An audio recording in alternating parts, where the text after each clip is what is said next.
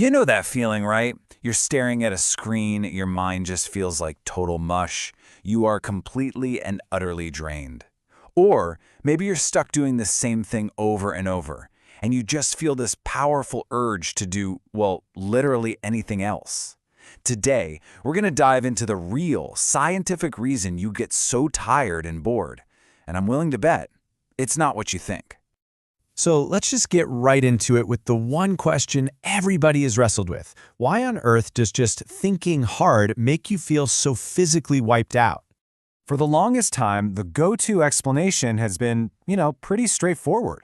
The idea is that your brain is basically like a battery, or maybe a muscle.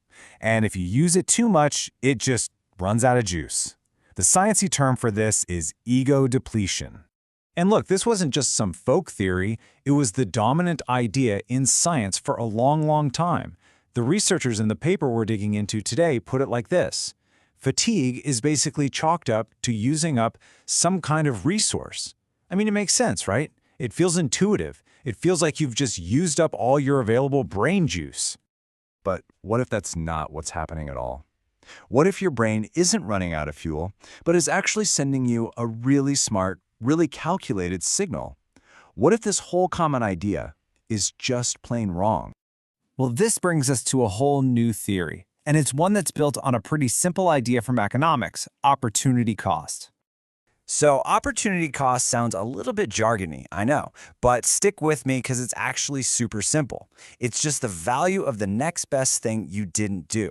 Every time you decide to do one thing, you are also deciding not to do a million other things. Think of it like this. You're trying to buckle down and finish a project. But by choosing to do that, you're giving up the chance to chase after that really exciting new idea that just popped into your head. That thing you're giving up, that's the opportunity cost. Okay, so let's keep that idea of opportunity cost in our back pocket and take another look at fatigue. Let's try to reframe it. Instead of seeing it as a problem, let's think of it as the value of a pause. Because it turns out there's a really good reason your brain wants you to take a break. So here's the big idea. According to this new theory, fatigue is not a system failure. It's a signal. Your brain is telling you that there is an incredibly high value in just pausing what you're doing so you can process all the stuff you've just taken in. And the way it does this is just so cool. It's a process called hippocampal replay. When you're resting, your brain isn't just off. Oh no, it's hard at work reliving your recent experiences, kind of like hitting the instant replay button. It's running all these mental simulations to lock in what you've learned. And that's what makes taking a pause so valuable. And they actually tested this with a computer model, and the results are pretty wild. What they found is that the feeling of fatigue, which they defined as this urge to stop and replay information, it's at its absolute peak when we are in the middle of learning something new. It's not high when we're experts, it's highest when we're beginners, when there's the most new stuff to process. So let's put this all together. Fatigue is not your brain running on empty. It's a rational calculation. It's your brain realizing that the opportunity cost of not taking a break to learn is getting way too high. It's shouting, hey, stop what you're doing. The most valuable thing you can do right now is just pause and let all this sink in. All right, so that's fatigue. Now let's talk about its equally annoying cousin, boredom. And just like before, let's reframe it. Let's call it the urge to explore. It's that feeling that makes doing the same thing over and over absolutely unbearable. And you can probably guess where this is going. Just like fatigue, boredom is an intelligent signal. It's what happens when your brain does the math and realizes that the potential value of going out and exploring for new things has become way higher than the value of just sticking with the same old predictable task. This taps right into a classic idea in both psychology and computer science called the explore-exploit dilemma. It's this constant choice we all face. Do you stick with what you know works, your favorite restaurant, for a guaranteed good meal? That's exploiting. Or do you try that new place that just opened up that might be amazing or it might be terrible? That's exploring. So boredom is basically your brain's alarm system for this exact dilemma. It's the feeling you get when your brain decides that the opportunity cost of not exploring, of potentially missing out on something better, is just getting too high. It's telling you, okay, we've exploited this enough, time to go explore. Okay, this is where it gets really, really cool. So fatigue is a signal about the value of thinking internally, and boredom is a signal about the value of searching externally. Let's put these two ideas together and actually build a new map of the mind. So your brain is always making two big choices. The first one is the internal choice.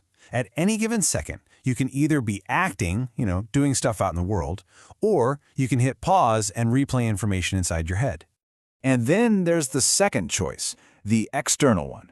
When you do decide to act, are you going to exploit a skill you already have, or are you going to explore and try to find something totally new? And here is where it all clicks together into one beautiful map. You combine those two choices, and you suddenly see that our mental states aren't just random feelings. They're rational trade-offs. For example, if you're acting and exploiting at the same time, that's the sweet spot we call flow. But if you stay in that exploit mode for too long, the value of internal replay goes up and boom, you start to feel fatigue. Now, what if you're acting, but the value of new information gets high? Your brain pushes you to the explore quadrant, and that feeling, yep, that's boredom. It's a constant logical calculation. So let's just boil it all down.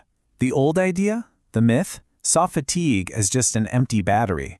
The new idea sees it as a smart signal telling you about the value of learning. The old myth saw boredom as a simple lack of stimulation. The new idea? It's a critical signal telling you about the value of exploration. You see, they're not bugs in the system, they're features. Okay, this is all fascinating science for sure.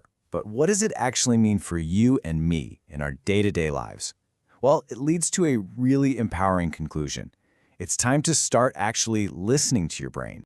Instead of just chugging another coffee to power through that feeling of fatigue or mindlessly scrolling on your phone to escape boredom, just listen. These feelings are not weaknesses you need to crush. They are valuable signals from an incredibly rational brain that's just trying to tell you what it needs. When you feel tired, maybe it's asking for time to think. When you feel bored, maybe it's asking for something new. And that's what I want to leave you with. Just for a second, think about your brain as this amazing biological supercomputer, constantly calculating the most valuable use of your time, constantly weighing all the opportunity costs. What is it telling you to do right now?